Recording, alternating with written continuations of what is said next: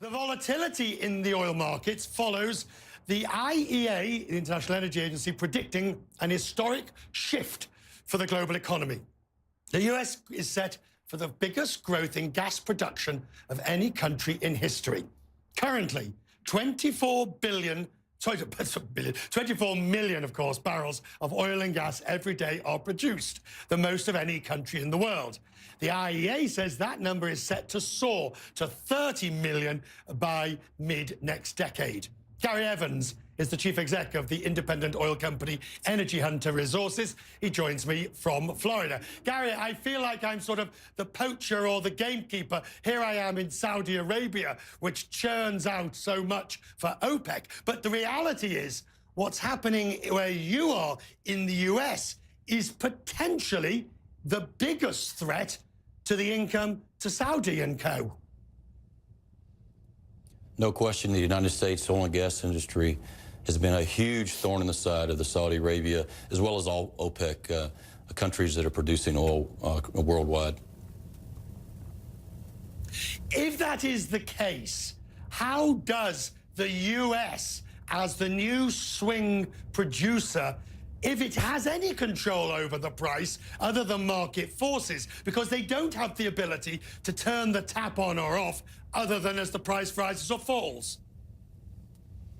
Well, it's a very good point.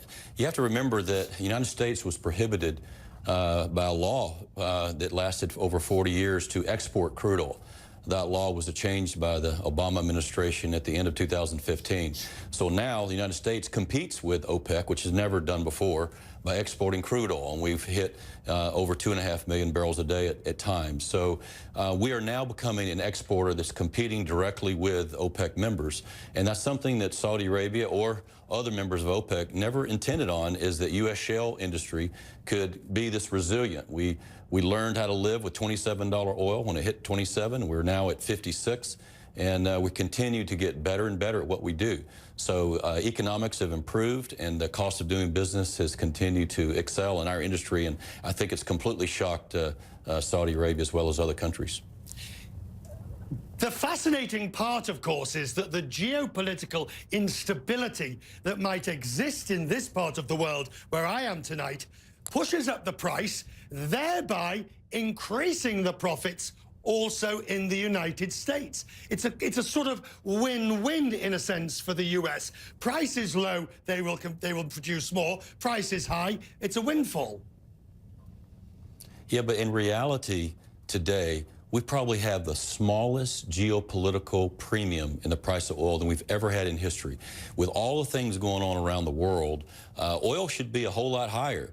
But that is not priced into the market. So what we've been having to do for the last 2.5 to 3 years is whittle down this huge oversupply of crude oil that existed in tankers around the world, existed in storage facilities, and that's whittling down. Go ahead. Gary, finally, in your view, is the US's role in all of this? I mean, is it just a nuisance in the sense of it's disrupting what was otherwise maybe a valid one from your point of view, but actually it's a disruptor in what was otherwise a sort of duopoly market?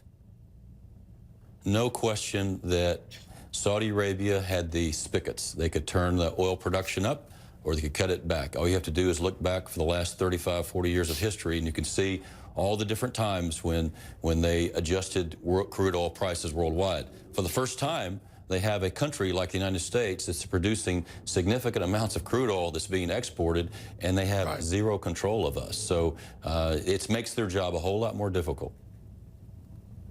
Gary, great to have you. We must have you more often, please, on Quest Means Business. We look forward to talking to you on oil issues in the future. Thank you, sir, for taking time tonight.